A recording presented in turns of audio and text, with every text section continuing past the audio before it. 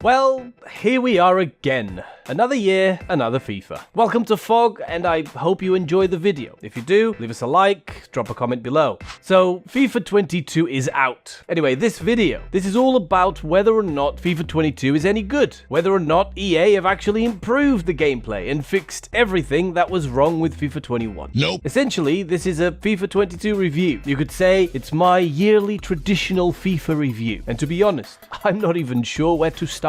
I think I should probably start by letting you know now FIFA 22 is pretty terrible.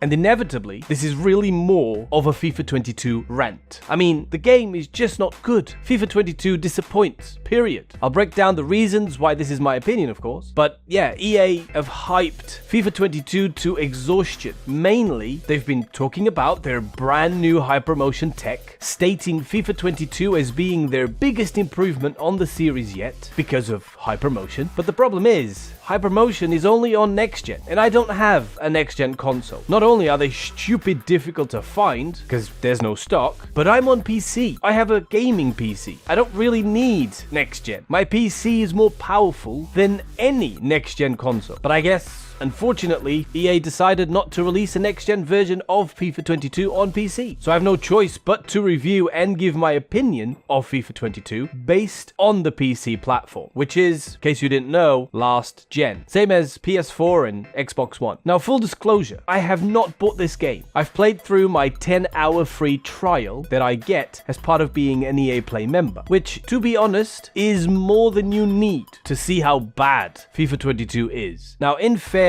the first 3 or 4 games do feel like the game has changed somewhat, and it feels like it's had some sort of revamp. Feels different, but that quickly goes away and quickly disappears. And it really doesn't take very long at all to see that just isn't true. You'll very quickly see all the familiar, frustrating issues underneath that fresh coat of paint that EA tried to apply here. Now, I want to start with the goalkeepers. Keepers have been a negative topic of discussion for football games since forever. FIFA 21 was the worst I have ever seen when it comes to goalkeepers being broken. If you haven't seen my Goalkeepers Are Broken video, I highly recommend you do. Now, EA sort of promised that keepers were being fixed. This new system unlocks much more reliable saves for the goalkeeper, as well as making smarter decisions in vital moments in the game.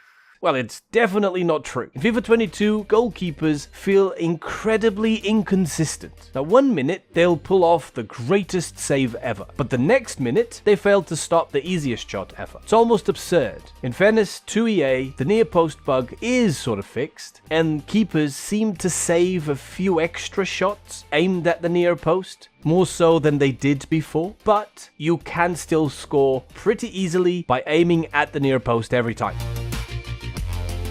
Animations are also definitely strange. Keepers seem to be diving in strange angles, mostly diagonally, rather than more to the side, and with high balls, they don't seem to fully stretch out their arm. It's really odd. Overall, goalkeepers just feel strange, rather than fixed and upgraded from previous versions as EA had implied.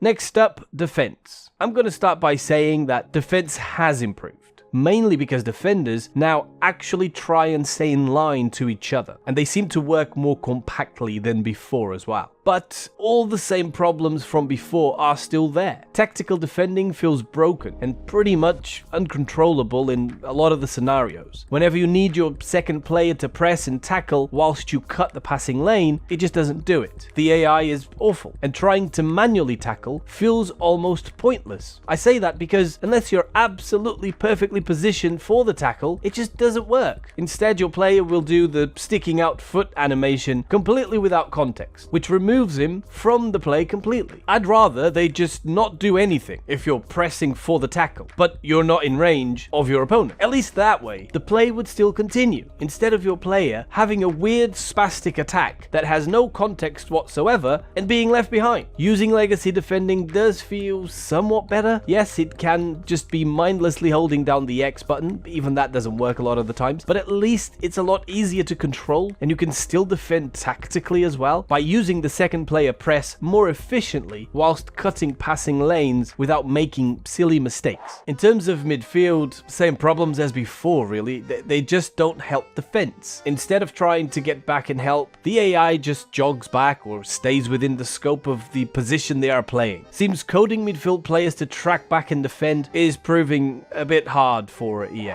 In terms of attacking, well, it's really almost perfect. Again, it still feels extremely OP, especially when playing against the computer. From through balls to the shooting itself, attacks feel extremely efficient and attacking players make really excellent runs. Pace, of course, is still the biggest contributor within the parameters of what works best inside attacking gameplay. All you really need to have success is 3 or 4 very quick attackers and you're ready to take on the hardest challenges. I mean, I guess I'm being a little extreme here, but it's not really that far from the truth. Everything else is virtually the same. Menus have gotten a new color, I guess. Couple of buttons have changed. Ultimate Team feels exactly the same, which means even the most profitable part of FIFA for EA, which is FUT, hasn't gotten the usual massive yearly upgrade that we're used to. Instead, they've kept with what they had last year, except for the changes in the menu, of course. Career mode, well, it's the same. Oh no, wait a minute. They've added in a way to customize your stadium. Yeah, you can now change the color of the seats and the pattern of the grass, as well as the goal nets and the pitch line colors. So yeah, amazing alterations there, giving us unprecedented level of customization inside career mode. I mean, it's everything I've ever wanted.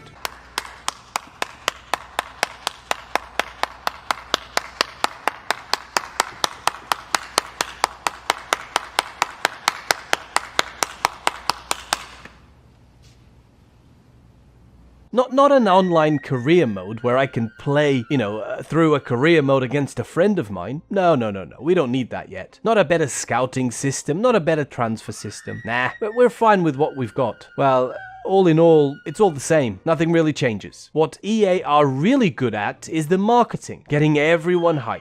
The only way they're able to do this, and I'll tell you exactly why, is because FIFA 21 was so terrible, everyone expected FIFA 22 to be better. It's basically a never-ending circle. They will never try and make an excellent game because they wouldn't be able to then improve on it. This way, your expectation is always that next year the game will be better, and you always end up buying it because you're so disappointed with what you've got now that each year you always want that improved version. It's a trick. We'll never see a good FIFA game again, in my opinion. Now, that's not to say that the next-gen version isn't good, but I don't get to play on it, so I can't comment. I'm going off the PC version, which is just awful. That's all from me. Thank you all for watching. I guess I'll see you on the next one. If I do any other FIFA videos, we'll see about that. Leave your comments. Goodbye for now.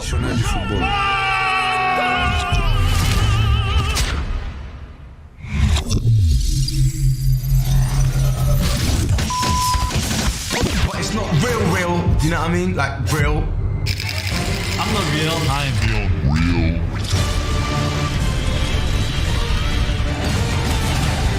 Football as we know it is changing forever. A second reality more powerful than the first. As attention builds, one thing is clear. Anything can happen. Anyone can make history.